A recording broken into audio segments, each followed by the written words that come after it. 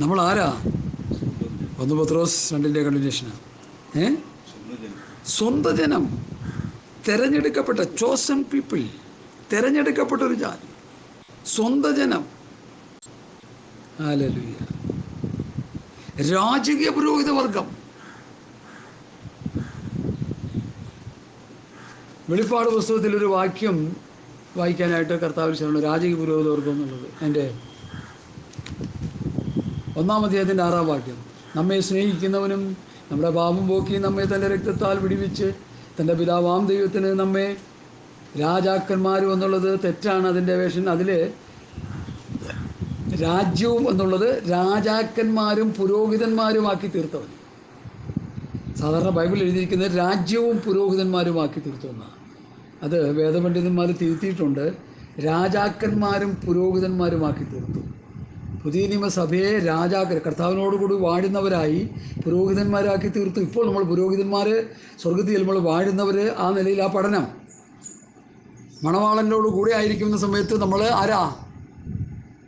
മണവാട്ടി. 1000 ആണ്ട് വാഴ്ചയിൽ വരുമ്പോൾ രാജാക്കന്മാരോട് കൂടെ വാഴുന്നവർ. മനസ്സിലായോ?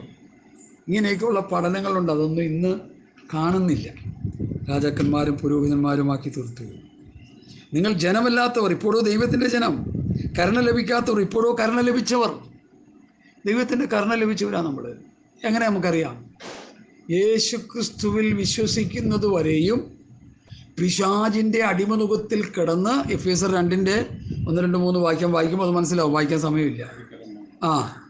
അപ്പോൾ ആ പിശാചിൻ്റെ അടിമനുഖത്തിൽ കിടന്ന് നശിച്ച് ക്രൂശിൻ്റെ ശത്രുക്കളായി ദൈവവിരോധികളായി തീർന്നിരുന്ന സ്ഥാനത്ത് യേശുക്രിസ്തുവിൽ വിശ്വസിച്ച് ആത്മീയ ജീവൻ പ്രാപിച്ച് ആത്മീക വിടുതൽ പ്രാപിച്ച് കർത്താവിലേക്ക് വരുവാൻ നമുക്ക് കർത്താവ് എന്ത് ചെയ്തു? വഴിയൊരുക്കി, കരുണയൊരുക്കി. അതാണ് കരുണ ലഭിച്ചവർ എന്ന് പറയുന്നത്. നമുക്ക് ലഭിച്ച കരുണ, നമുക്ക് ലഭിച്ച ദയ, നമുക്ക് ലഭിച്ച കൃപ നഷ്ടപ്പെടുത്തരുത്. ഹല്ലേലൂയ. സ്തോത്രം. ഇനി അടുത്ത 11 മുതലുള്ള വാക്യങ്ങൾ വായിക്കാം. 11-ാം വാക്യം ഒന്ന് വായിച്ചാട്ടെ.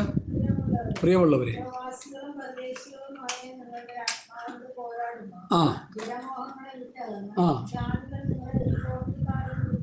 കൃഷിയും തോറും കണ്ടറിഞ്ഞിട്ട്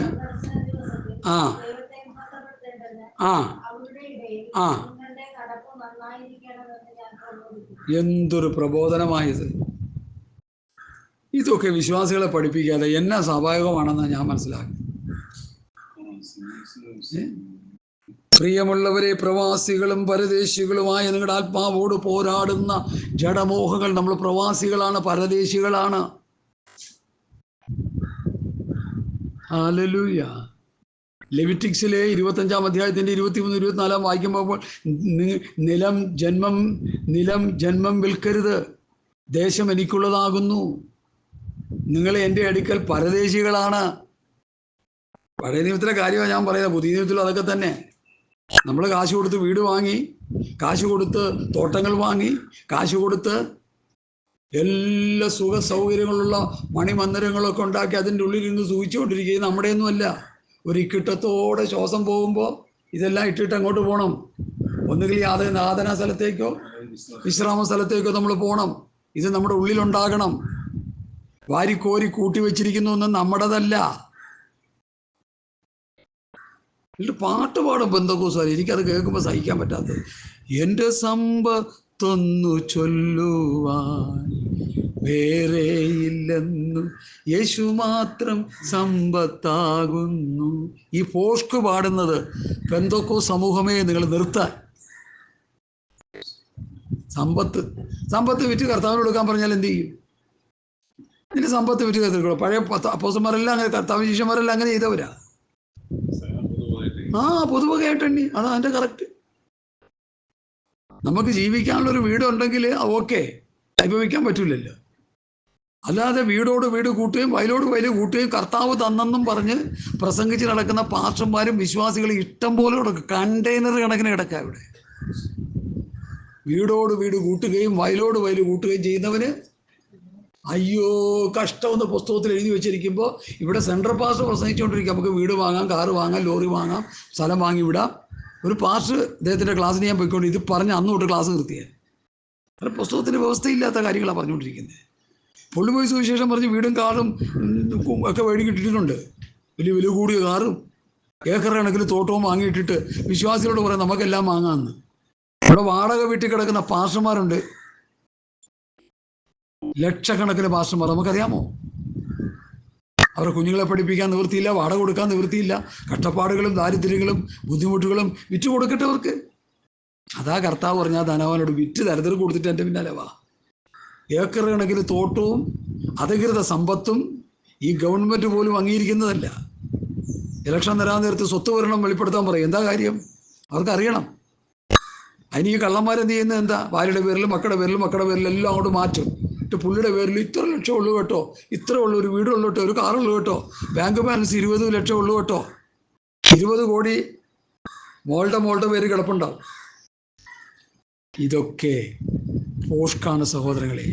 നമ്മൾ പരദേശികളാണ്, നമ്മൾ പ്രവാസികളാണ്. സക്കായിയെ പോലെ നമ്മളായിരിക്കണം. സക്കായി കർത്താവിനെ കണ്ടപ്പോൾ എന്ത് ചെയ്തു? സ്വത്തിൻ്റെ പകുതി ദരിദ്രം കൊടുത്തു. ചതിവായി വാങ്ങിയത് 4 മടങ്ങ് കൊടുത്തു. ബാക്കി ഇച്ചിരിയുള്ളൂ, അതുകൊണ്ട് ജീവിച്ചവൻ സ്വർഗത്ത് പോയി. ഇന്നത്തെ സക്കായിമാർ എത്ര പേര് അതേപോലെ ജീവിക്കും? വീടും സ്ഥലവും വിറ്റ് സുവിശേഷ ഇല ഇന്ന് എത്ര പേരുണ്ട്? എനിക്കാഗ്രഹമുണ്ട് സത്യം പറഞ്ഞ. ഹല്ലേലൂയ. നമുക്ക് അധികമായിട്ടുള്ളത് വിറ്റ് നമ്മൾ കർത്താവിൻ്റെ വേല ചെയ്യണം. ഇല്ലെങ്കിൽ നമ്മൾ പിടിക്കപ്പെടുന്ന വിസിലിൽ ചെല്ലുമ്പോൾ, ഞാൻ സ്വർഗത്തിൽ ചെന്നാൽ എൻ്റെ പ്രതിഫലം എന്താണെന്നറിയാമോ? ഞാൻ മുഖാന്തരം വചനം കേട്ട് രക്ഷിക്കപ്പെട്ട് വന്ന ആ വ്യക്തികൾക്ക് കിട്ടുന്ന അവരെ ഓർത്താണ് എനിക്ക് പ്രതിഫലം കിട്ടുന്നത്. ഒരാത്മാവ് അവിടെ കൂടുമ്പോൾ എനിക്ക് പ്രതിഫലം വർദ്ധിക്കുക സ്വർഗത്തിൽ. മനസ്സിലായോ? ആത്മാക്കളെ നേടുന്നവർ നീതിമാന്മാരെ പോലെ ശോഭിക്കും, സൂര്യനെ പോലെ ശോഭിക്കും എന്നൊക്കെ വചനം പറയുന്നേ. അതുകൊണ്ട് എന്നെ കേൾക്കുന്ന പ്രിയപ്പെട്ടവരെ, പരദേശികളാണ്, പ്രവാസികളാണ്. ഒരല്പകാലം കഴിയുമ്പോൾ ഒരു ഇക്കിട്ടത്തോടെയോ അല്ലാതെയോ ഉറക്കത്തിലോ മരിച്ചു പോകേണ്ടവരാണ് നമ്മൾ. കെട്ടിപ്പിടിച്ചു വെച്ചുകൊണ്ടിരിക്കാതെ നിനക്കും നിൻ്റെ ഭാര്യയ്ക്കും കുഞ്ഞുങ്ങൾക്കും ജീവിക്കാൻ ആവശ്യത മാത്രം വെച്ചിട്ട് ബാക്കി വിറ്റ് ദരിദ്രം കൊടുക്ക്. കർത്താവ് വരാറായി, പോകാൻ സമയമായി. പാസ്റ്റർമാർ വാരിക്കോരി കൂട്ടി വെച്ചിരിക്കുന്നതിന് കയ്യും കണക്കുമില്ല. എനിക്ക് നന്നായിട്ടറിയാം. പ്രസ്ഥാനത്തിൻ്റെ തലപ്പത്തിരിക്കുന്നവർക്ക് ഏതൊക്കെ രാജ്യങ്ങളിൽ വീടുണ്ടെന്ന് ഞാൻ പറഞ്ഞുതരാം. എന്നോടൊരു കർത്താവിൻ്റെ ദാസൻ പറഞ്ഞു, പലരും പറഞ്ഞിട്ടുണ്ട് എന്നോട്. അവർ പ്രസംഗിച്ച് നടക്കുക ടൊയോട്ട കാറിൽ.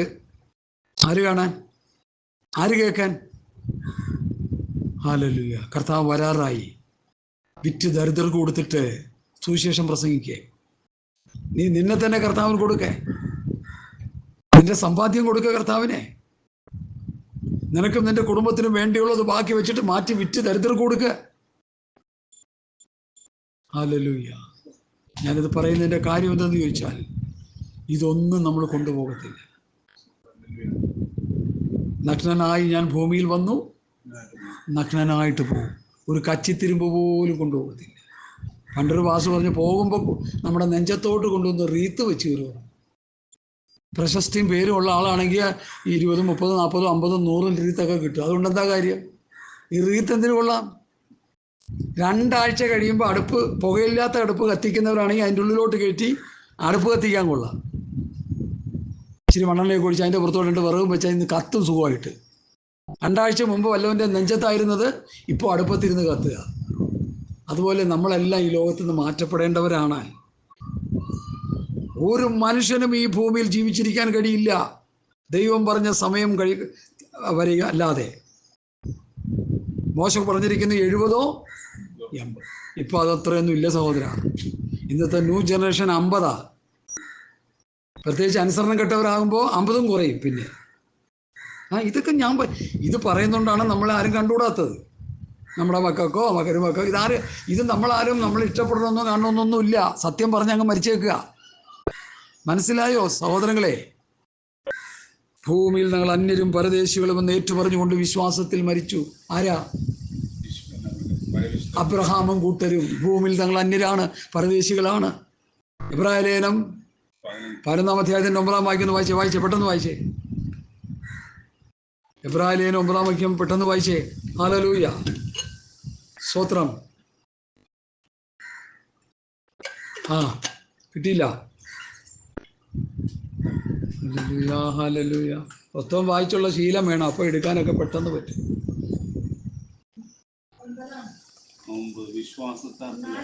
11-ാം അധ്യായത്തിന്റെ 9 മുതൽ ഉള്ള വാക്യം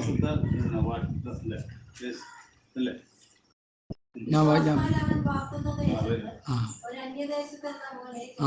ചെന്ന്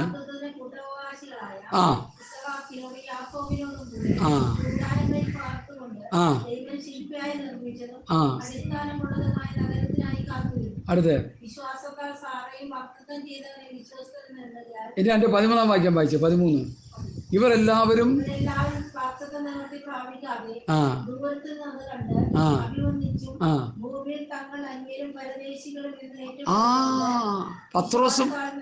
പത്രോസ് മാത്രമല്ല പറയുന്നത്, പൗലൂസും പറയുന്നു അന്യരും പരദേശികളും എന്ന് ഏറ്റുപറഞ്ഞുകൊണ്ട് വിശ്വാസത്തിൽ മരിച്ചു.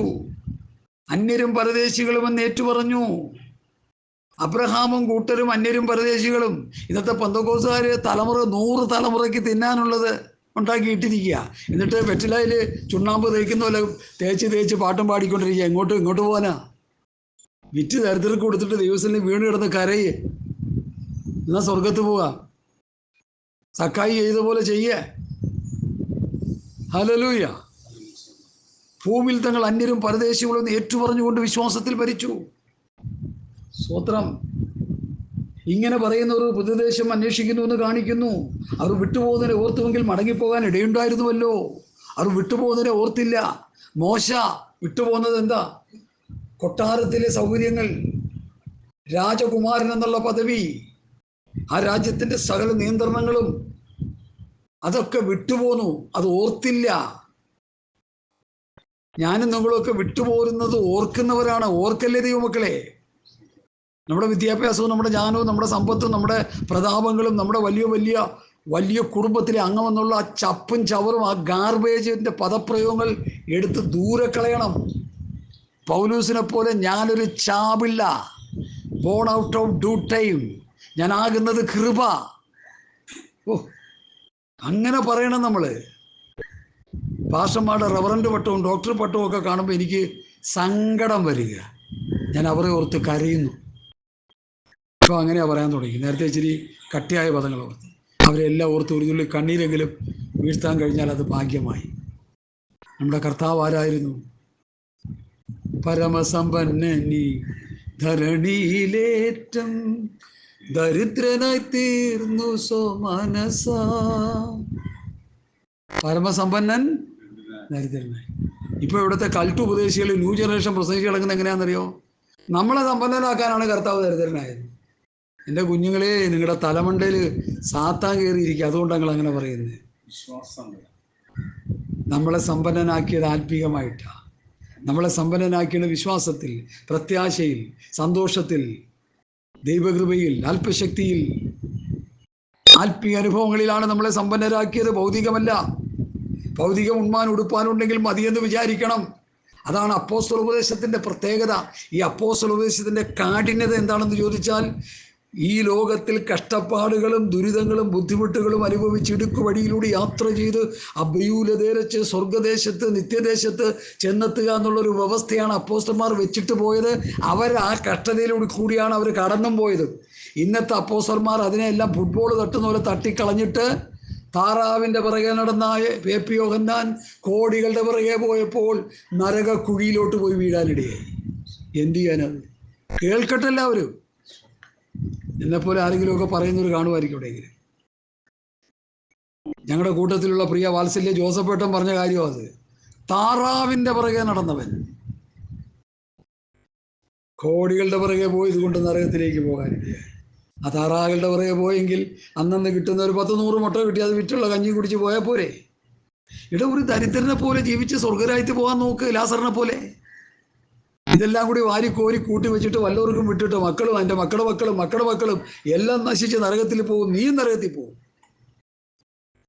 അതുകൊണ്ട് ഞാൻ ഈ പറയുന്നത് വേറൊരു രീതിയിൽ നിങ്ങൾ വ്യാഖ്യാനിച്ചതിനെ എന്തോ പറയരുത്. ചിലർ പറയുന്ന പോലെ തെറ്റായ വ്യാഖ്യാനം കൊടുക്കരുത്.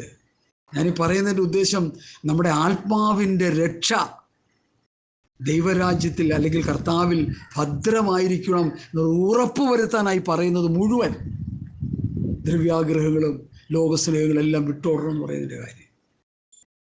ഒരൊറ്റ ആയുസ്സേ നമുക്കുള്ളൂ. 70 80 സംവത്സരം നമ്മൾ ജീവിക്കും. അതിനുള്ളിൽ നമ്മുടെ ജീവിതം നിത്യതയിൽ ആയിരിക്കുമെന്നുള്ള പ്രത്യാശ, ആ ഹോപ്പ് നമ്മൾ ഈ ഭൂമിയിലിരിക്കുമ്പോൾ ഉണ്ടാക്കിയെടുക്കണം. അതിനനുസരിച്ചൊരു ആത്മീയ ജീവിതം നയിക്കണം.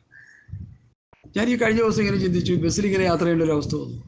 റോഡ് സൈഡിൽ നല്ല ഒന്നാമത്തെ വീടൊക്കെ ഉള്ളവർ ചിന്തിക്കുന്നത് നമുക്ക് റോഡ് സൈഡിലൊരു വീട് എന്ന് ദൈവം 50 സെൻറ്റ് സ്ഥലവും ഫ്രണ്ടിലൊരു വീട് ഒക്കെ സുഖം കർത്താവ് ഞങ്ങൾക്ക് തന്നു. നിനക്ക് കർത്താവ് തന്നതല്ല, അത് സ്വാഭാവികമായിട്ടും ഉണ്ടായതാ. എൻ്റെ അപ്പനമ്മമാരോ ഒക്കെ തോന്നുന്നുണ്ടാക്കി തന്നു ചോദിച്ചാൽ അത് കർത്താവ് തരുന്ന അതൊന്നും അല്ല. കർത്താവ് തരുന്ന ഈ ലോകത്തിലെ കോടികളും സമ്പത്തുകളും അല്ലെന്ന് ഇന്നത്തെ പെന്തക്കോസ്തുകാരും വിശ്വാസികളും പാസ്റ്റർമാരും നന്നായിട്ട് പഠിക്കണം. കർത്താവ് തരുന്ന അനുഗ്രഹം എന്താണ്? ആത്മീകം, സ്വർഗീയമായത്, നിലനിൽക്കുന്നത്. ഇതൊക്കെ നിലനിൽക്കാത്തതാ. ഹല്ലേലൂയ. ഭൂമിയിൽ തങ്ങൾ അന്യരും പരദേശികളുമെന്ന് ഏറ്റുപറഞ്ഞുകൊണ്ട് വിശ്വാസത്തിൽ മരിച്ചു. ഹല്ലേലൂയ. എന്നിട്ട് ഇവിടെ പറയുന്നത്, ഇങ്ങനെ പറയുന്നവർ ഒരു പുതുദേശം അന്വേഷിക്കുന്നു എന്ന് കാണിക്കുന്നു. ഒരു പുതുദേശം അന്വേഷിക്കുന്നു. ഇങ്ങനെ പറയുന്നവർ, എങ്ങനെ പറയുന്നവർ? അന്യരും പരദേശികളും എന്ന് ഏറ്റുപറഞ്ഞുകൊണ്ട് വിശ്വാസത്തിൽ മരിച്ചുകൊണ്ടിരിക്കുന്നവർ അവരെന്താണ്? ഒരു പുതുദേശം അന്വേഷിക്കുന്നു. എന്താണ് ആ പുതുദേശം? അവർ വിട്ടുപോകുന്നതിനെ ഓർത്തുവെങ്കിൽ മടങ്ങിപ്പോകാൻ ഇടയുണ്ടായിരുന്നുവല്ലോ. അവർ വിട്ടുപോകുന്നതിനെ ഓർത്തില്ല. എന്താ കാര്യം? വിട്ടുപോകുന്നതിനെ ഓർക്കാത്ത എന്താ കാര്യം? സ്വർഗീയമായത് കാക്ഷിച്ചുകൊണ്ട് ഓരോ ദിവസവും മുൻപോട്ട് പോയി. സ്വർഗീയമായത് കാക്ഷിച്ചുകൊണ്ട് അവർ മുൻപോട്ട് പോയി. സ്വർഗീയമായത് കാക്ഷിച്ചുകൊണ്ട് മുൻപോട്ട് പോയി. പെന്തക്കോസ്ത് സമൂഹമേ, സ്വർഗീയമായത് കാക്ഷിക്കുന്ന എത്ര പേരുണ്ട്? സ്വർഗീയമായത് ആഗ്രഹിക്കുന്ന എത്ര പേരുണ്ട്? സ്വർഗത്തെക്കുറിച്ച് വാഞ്ചിക്കുന്ന എത്ര പേരുണ്ട്? നിത്യതയെക്കുറിച്ച് ആഗ്രഹിക്കുന്ന എത്ര പേരുണ്ട്? ദൈവരാജ്യത്തെക്കുറിച്ചും സ്വർഗരാജ്യത്തെക്കുറിച്ചും പുതിയ ആകാശം പുതിയ ഭൂമിയെക്കുറിച്ചും രൂപാന്തര ശരീരത്തെക്കുറിച്ചും ക്രിസ്തുവിന് കിട്ടുന്ന അതേ തേജസ് നമുക്ക് കിട്ടുന്നതിനെക്കുറിച്ചും ചിന്തിക്കുകയും പഠിക്കുകയും പഠിപ്പിക്കുകയും ചെയ്യുന്ന എത്ര പാസ്റ്റർമാരുണ്ട്? ലോകത്തിൻ്റെ ചപ്പിൻ്റെയും ചവറിൻ്റെയും പിറകെ ഓടിക്കൊണ്ടിരിക്കുകയല്ലേ. എന്നിട്ട് വിശ്വാസികളെ അങ്ങനെ തന്നെ ഓടിക്കാൻ പ്രേരിപ്പിക്കുക. നാശത്തിലേക്ക് പോകാൻ വേറെ വഴി വേണ്ട. ഹല്ലേലൂയ. സ്തോത്രം, സ്തോത്രം. അവർ സ്വർഗീയമായത് കാക്ഷിച്ചതുകൊണ്ട് വിട്ടുപോകുന്നതിനെ ഓർത്തില്ല. നമ്മുടെ മോശ രാജകുമാരനായിട്ട് അവിടെ വാഴേണ്ടതല്ലേ, അതൊന്നും ഓർത്തില്ല. പുള്ളി അതെല്ലാം ക്രിസ്തുവേശുവിനെ അപ്പൊന്നും ചവർന്ന് എണ്ണിക്കൊണ്ട് ആനിറങ്ങിപ്പോ പൗലോസിനെ പോലെ. അതിൽ എബ്രായ ലേഖനത്തിൽ അത് പറയുന്നുണ്ട്. ആ ഭാഗം നിങ്ങൾ വായിച്ച് കേൾപ്പിച്ചാൽ അത് മനോഹരമായൊരു പദം. ഹല്ലേലൂയ. സ്വത്രം ഇവിടെ ഇതാ കാണുന്നു. 24-25 11-24-25 ഞാൻ വായിച്ച് കേൾപ്പിക്കാം. വിശ്വാസത്താൽ മോശ താൻ വളർന്നപ്പോൾ പാപത്തിൻ്റെ തൽക്കാല ഭോഗത്തെക്കാളും ദൈവജനത്തോടുകൂടി കഷ്ടമനുഭവിക്കുക തിരഞ്ഞെടുത്തു. പ്രതിഫലം നോക്കിയതുകൊണ്ട് ഫറവോന്റെ പുത്രികളുടെ മകനെന്ന് വിളിക്കപ്പെടുന്ന നിരസിക്കുകയും മിസ്രയീമിലെ നിക്ഷേപങ്ങളെക്കാൾ ക്രിസ്തുവിൻ്റെ നിന്ന വലിയ ധനമെന്നെണ്ണുകയും ചെയ്തു. ക്രിസ്തുവിൻ്റെ നിന്ന വലിയ ധനമെന്നെണ്ണി. പൗലൂസ് എന്തെണ്ണി ധനം? പൗലൂസ് എന്താ ധനമെന്നെണ്ണിയത്? ഫിലിപ്പിയ ലേഖനത്തിലുണ്ടല്ലോ. എന്താ എണ്ണിയത്? എടുക്കാം. ഫിലിപ്പിയ ലേഖനം 3-ാം അധ്യായം. ഇതൊക്കെ നമ്മൾ എന്താ ധനമെന്നെണ്ണിയതെന്നാണ് വിഷയം. 8-ാം നാളിൽ പരിച്ഛേദനയേറ്റവൻ, ഇസ്രായേൽ ജാതിക്കാരൻ, ബെന്യാമിൻ ഗോത്രക്കാരൻ, എബ്രായൻ ജനിച്ച എബ്രായൻ, ന്യായപ്രമാണം സംബന്ധിച്ച പരീക്ഷൻ, ശുഷ്കാന്തി സംബന്ധിച്ച സഭയെ ഉപദ്രവിച്ചവൻ, ന്യായപ്രമാണത്തിലെ നീതി സംബന്ധിച്ച അനന്യൻ. ഫിലിപ്പിയർ 3:5. ഇതൊക്കെ വലിയ പദവികളായിരുന്നു. ശ്രേഷ്ഠമേറിയ ചില എണ്ണലായിരുന്നു പൗലൂസിൻ്റെ ഈ ലോകപ്രകാരം രഹൂതനായപ്പോൾ. എങ്കിലും എനിക്ക് ലാഭമായിരുന്നൊക്കെയും ക്രിസ്തുവേശു നിമിത്തം ഛേദമെന്നെണ്ണി. ദമസ്കോസിന്റെ പടിവാതിക്കൽ വെച്ച് ദൈവിക ദർശനം ഏറ്റെടുത്ത പൗലൂസ് പറയുന്നു, ഇതെല്ലാം ചപ്പും ചവറുമാണ്. ഹല്ലേലൂയ. കർത്താവായ യേശുവിനെ കുറിച്ചുള്ള പരിജ്ഞാനത്തിൻ്റെ ശ്രേഷ്ഠത നിമിത്തം ഞാനിപ്പോൾ എല്ലാം ഛേദമെന്നു. അപ്പം യേശുക്രിസ്തുവിനെ കുറിച്ചുള്ള പരിജ്ഞാനം, യേശുക്രിസ്തു പറഞ്ഞ വചനത്തിൻ്റെ ആ ഗാംഭീര്യമായ അവസ്ഥകൾ, ഘനമായ അവസ്ഥകൾ തൻ്റെ ഹൃദയത്തിൻ്റെ ഉള്ളിലോട്ട് പ്രവേശിച്ചപ്പോൾ എന്തെങ്കിലും ലാഭമായിട്ടുണ്ടെങ്കിൽ ആരെങ്കിലും എന്തെങ്കിലും കൊടുക്കുക, അതും ചപ്പൊന്നും ചവർന്നുമില്ല. ഇവിടെ റേറ്റ് പറഞ്ഞു പ്രസംഗിച്ചുകൊണ്ടിരിക്കുന്ന പാസ്റ്റർമാരോട് ഞാൻ എന്താ പറയാൻ? ഉള്ളത് ചപ്പൊന്നും ചവറും എണ്ണിയിരിക്കുന്നു എണ്ണുന്നു. നേരത്തെ ലാഭമായത് ഛേദമെന്ന് എണ്ണി കഴിഞ്ഞു. ഇനി മുമ്പോട്ടുള്ള യാത്രയിൽ ഓട്ടത്തിൽ എന്തെങ്കിലും ലാഭമായിട്ട് ആരെങ്കിലും തരുന്നെങ്കിൽ അതും ഛേദമെന്ന് എണ്ണുക, അത് വേലയ്ക്ക് പ്രയോജനപ്പെടുത്തുക. എൻ്റെ ഹൃദയത്തിൽ കർത്താവ് തന്നിരിക്കുന്ന ദർശനം അതാ. എന്ത് കിട്ടിയാൽ അത് വേലയ്ക്ക് പ്രയോജനപ്പെടുത്തുക. എനിക്ക് ആവശ്യത്തിന് എന്തെങ്കിലും ഉപയോഗിക്കാം, എൻ്റെ വ്യക്തിപരമായ ആവശ്യത്തിന്. അത് കഴിഞ്ഞ് കർത്താവിൻ്റെ വേലയ്ക്ക് പ്രയോജനപ്പെടുത്തുക. അത് കൂട്ടിവെച്ച് വസ്തു മേടിച്ച് സ്വത്രം അതും ഇതുമൊക്കെ മേടിച്ച് നരകത്തിൽ പോകാൻ ഞാനാളല്ല. അങ്ങനെ പോകുന്നവർ കണ്ടെയ്നർ കണക്കിന് കിടക്കണം, പൊക്കോട്ടെ അവർ കിട്ടിയ ദർശനം അങ്ങനെയെങ്കിൽ അവർ ചെയ്തോട്ടെ. നമുക്കങ്ങനെയല്ല. ഛേദമെന്നെണ്ണി ഇരിക്കുന്നു, ഛേദമെന്നെണ്ണുന്നു. വർത്തമാനകാലം, ഭാവികാലം. ഭാവിയിൽ എന്തെങ്കിലും ലഭിക്കുന്നെങ്കിൽ അതും കർത്താവിൻ്റെ നാമത്തിന് വേണ്ടി ഛേദമെന്നെണ്ണുക. മുമ്പുണ്ടായിരുന്നതോ പദവികളോ, 7 വിധ പദവികളോ ഛേദമെന്നെണ്ണി. അപ്പോൾ പ്രവാസികളാണ്, പരദേശികളാണ്. ഇവിടെ നമുക്കൊരു പേരും വേണ്ട, ഇവിടെ നമുക്കൊരു പെരുമയും വേണ്ട. ഇപ്പോൾ സ്വർഗത്തിൽ ചെല്ലുമ്പോൾ രക്ഷിക്കപ്പെട്ട ദൈവമക്കൾക്ക് എന്ത് കിട്ടുമെന്ന് അറിയാമോ? നിങ്ങൾക്കറിയാമോ? പറ. എന്തെങ്കിലും ഇതിനെക്കുറിച്ചൊരു വെളിപ്പാടുണ്ടോ? പുതിയ പേര് നമുക്ക് തരും. റവറൻ്റ് പേരും ഡോക്ടർ പേരും ഉള്ളവർക്ക് അത് കിട്ടുമെന്ന് എനിക്ക് തോന്നണില്ല, കിട്ടാൻ സാധ്യത കുറവാണ്. സാധാരണ ഒരു പേര് വെച്ച് നീ ജീവിച്ചാൽ നിനക്ക് അവിടെ ചെല്ലുമ്പോൾ ഒരു പുതിയ പേര് തരും. അതിപ്പോഴാർക്കും അറിയത്തില്ല. അതുകൊണ്ട് എന്നെ കേൾക്കുന്ന വാത്സല്യ ദൈവമക്കളെ, നമ്മൾ പരദേശികളാണ്, പ്രവാസികളാണെന്നുള്ള ചിന്തയോടുകൂടി ഈ ഭൂമിയിൽ നമ്മൾ ജീവിക്കണമേ എന്ന് കർത്താവിൻ്റെ നാമത്തിൽ ഞാൻ നിങ്ങളെ ഓർപ്പിക്കുന്നു. നമ്മൾ പരദേശികളാണ്, നമ്മൾ പ്രവാസികളാണ്. അല്പകാലം കഴിയുമ്പോൾ ഈ ഭൂമിയിൽ നിന്ന് വിട്ടുപോകേണ്ടവരാണെന്നുള്ള ചിന്ത നമ്മുടെ ഉള്ളിലുണ്ടാകണം. ഹല്ലേലൂയ, സ്തോത്രം, സ്തോത്രം, സ്തോത്രം. ഇത് യൂട്യൂബിലൊക്കെ പോകുന്ന മെസ്സേജ് ആയതുകൊണ്ട് ഇത് വളരെ ക്ലിയർ ആയിരിക്കണമെന്നൊരു സഹോദരി എന്നെ വിളിച്ച് ഉപദേശിച്ചു. അതുകൊണ്ട് പ്രിയമുള്ളവരെ, ഇതൊന്ന് ശ്രദ്ധിച്ചോണം. ഈ അപശബ്ദങ്ങളൊന്നും ഉണ്ടാക്കരുത്. സ്തോത്രം. ലോകം മുഴുവൻ പോകുന്ന മെസ്സേജാണിത്, പലരും കേൾക്കുന്നതാണ്. അതുകൊണ്ട് വളരെ ശ്രദ്ധാലുക്കളായിരിക്കുക. സ്തോത്രം. അപ്പം നമ്മൾ ആരാണ്? അന്യരും പരദേശികളും. ഞാൻ കുറച്ച് നാൾ ഗൾഫിൽ പോയി ജീവിച്ചാൽ ഞാനൊരു പരദേശിയാണ്, ഒരു പ്രവാസിയാണ്. അത് കഴിഞ്ഞ് എൻ്റെ സ്വന്തം നാട്ടിലേക്ക് വരണം. അതുപോലെ ഒരു മനുഷ്യരൂപം കിട്ടി ഭൂമിയിൽ നിന്ന് വന്നിരിക്കുന്ന നീയും ഞാനും പരദേശിയാണ്, പ്രവാസിയാണ്. പണമുണ്ടെങ്കിലും ജ്ഞാനമുണ്ടെങ്കിലും കഴിവുണ്ടെങ്കിലും പ്രശസ്തി ഉണ്ടെങ്കിലും എന്ത് തന്നെ ഉണ്ടെന്ന് പറഞ്ഞാലും നീ ഒരു പരദേശിയാണ്, നീ ഒരു പ്രവാസിയാണ്. ഈ ദേശം വിട്ട് വേറൊരു ദേശത്തേക്ക് പോകണം. ഏതാ ദേശം? കർത്താവിൻ്റെ രാജ്യം. ആ കർത്താവിൻ്റെ രാജ്യം അല്ലെങ്കിൽ പിന്നെ ഏത് ദേശമാണ് നമുക്ക് വേണ്ടി ഒരുക്കിയിരിക്കുന്നത്? നിത്യമായ യാതനാസ്ഥലം. ഇത് നമ്മൾ മനസ്സിലാക്കിയിരുന്നാൽ നല്ലത്. ഹല്ലേലൂയ. ഇവിടെ ഒത്തിരി കാര്യങ്ങൾ അതിനെക്കുറിച്ച് എനിക്ക് പറയാനുണ്ട്. സ്തോത്രം. ദിനവൃത്താന്ത പുസ്തകം 1 ദിനവൃത്താന്ത 29:15 ദാവീദ് പറയുന്നു, നാം അതിഥികളാണ്, പരദേശികളാണ്. ആയുഷ്കാലം ഒരു നിഴൽ പോലെ, യാതൊരു സ്ഥിരതയുമില്ല. ഹല്ലേലൂയ. ഇതൊക്കെ നമ്മളൊന്ന് മനസ്സിലാക്കണമേ. പഴയ നിയമത്തിലും പുതിയ നിയമത്തിലും അതൊക്കെ തന്നെയാണ് എഴുതി വെച്ചിരിക്കുന്നത് പൗലൂസ്. ഹല്ലേലൂയ. സ്തോത്രം, സ്തോത്രം, സ്തോത്രം. ശ്രദ്ധിക്കുക ദൈവമക്കളെ, ഇവിടെ നമുക്ക് നിലനിൽക്കുന്ന നഗരമില്ല എന്ന് എബ്രായലേഖനം 13:14. ഹല്ലേലൂയ. 2 പത്രോസ് 3:13 എന്നാൽ നാം അവൻ്റെ നീതി വസിക്കുന്ന പുതിയ ആകാശം, പുതിയ ഭൂമിക്കായിട്ട് കാത്തിരിക്കുന്നു. അപ്പൊ ഇതോ പരദേശി, പ്രവാസി. ഹല്ലേലൂയ. സ്തോത്രം. റെവല്യൂഷൻ വെളിപ്പാട് പുസ്തകം 21:1-5 വായിക്കുമ്പോൾ ഒരു പുതിയ ആകാശം പുതിയ ഭൂമിയും കാണുന്നു.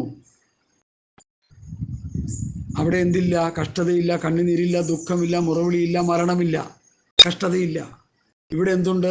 ഇതെല്ലാം ഉണ്ട്. അവിടെ എന്തില്ല? ഈ 5ഉം ഇല്ല. അപ്പം ദൈവം നമുക്ക് വേണ്ടി ഒരുക്കിയിരിക്കുന്ന പരദേശികളായ പ്രവാസികളായ ദൈവമക്കൾക്ക് വേണ്ടി, ആത്മാർത്ഥമായി ദൈവവചനം അനുസരിച്ച് ജീവിക്കുന്നവർക്ക് വേണ്ടി ഒരുക്കി വെച്ചിരിക്കുന്ന പുതിയ ആകാശം പുതിയ ഭൂമിയിൽ എന്തില്ല? കഷ്ടതയില്ല, കണ്ണുനീരില്ല, ദുഃഖമില്ല, മുറവിളിയില്ല, മരണമില്ല. ഇവിടെ 5ഉം കൊടികുത്തി വാഴുകയാണ്. അതുകൊണ്ട് പരദേശികളായി പ്രവാസികളായി ഭൂമിയിൽ ജീവിച്ച് ദൈവരാജ്യത്തിൻ്റെ അംശങ്ങളായി തീരുവാൻ കർത്താവിൻ്റെ വചനത്തിലൂടെ ഞാൻ നിങ്ങളെ പ്രബോധിപ്പിക്കുന്നു. ജാതികൾ നിങ്ങളെ ദുഷ്പ്രവർത്തിക്കാരും ദുഷിക്കും തോറും ഈ 11-ാം വാക്യത്തിലെ ഏറ്റവും പ്രധാന വിഷയം, പ്രിയമുള്ളവരെ, പരദേശികളും പ്രവാസികളുമായ നിങ്ങളുടെ ആത്മാവിനോട് പോരാടുന്ന ജഡമോഹങ്ങളെ വിട്ടകന്ന് ജാതികൾ നിങ്ങളെ ദുഷ്പ്രവൃത്തിക്കാരെന്ന് ദുഷിക്കും തോറും സന്ദർശന ദിവസത്തിൽ ദൈവത്തെ മഹത്വപ്പെടുത്തേണ്ടതിന് നിങ്ങളുടെ നടപ്പ് നന്നായിരിക്കണം എന്ന് ഞാൻ ഇച്ഛിക്കുന്നു. നമ്മുടെ നടപ്പ് എങ്ങനെയായിരിക്കണം? ദൈവവചന വ്യവസ്ഥ പ്രകാരമായിരിക്കണം നമ്മുടെ നടപ്പ്. ഹല്ലേലൂയ. ദൈവവചന വ്യവസ്ഥ പ്രകാരമായിരിക്കണം നമ്മുടെ നടപ്പ്. അല്ലാത്ത നടപ്പ് ദൈവം ഇഷ്ടപ്പെടുന്നില്ല. നമ്മൾ മനസ്സിലാക്കണം. നമ്മൾ പരദേശികളാ, പ്രവാസികളാ, അല്പകാലം ഇവിടെ ജീവിച്ചിട്ട് പോകേണ്ടവരാ. ഉള്ള കാലം മുഴുവൻ ജീവിക്കാൻ പറ്റത്തില്ല ആർക്കും ഇവിടെ. ആയുസ് കൂട്ടാൻ വേണ്ടി മനുഷ്യൻ പല കാര്യങ്ങൾ ചെയ്തുകൊണ്ടിരിക്കുക. ശാസ്ത്രജ്ഞന്മാരെ, മരിച്ച ഡെഡ് ബോഡിയായ മമ്മിക്ക് പോലും ജീവൻ കൊടുക്കാൻ വേണ്ടി മനുഷ്യൻ എന്ത് ചെയ്യുന്നു? വലിയ പരിശ്രമങ്ങൾ നടത്തിക്കൊണ്ടിരിക്കുക. ഇതൊക്കെ പരാജയപ്പെട്ട് തുന്നം പാടി പോകാനിടയായിത്തീരും.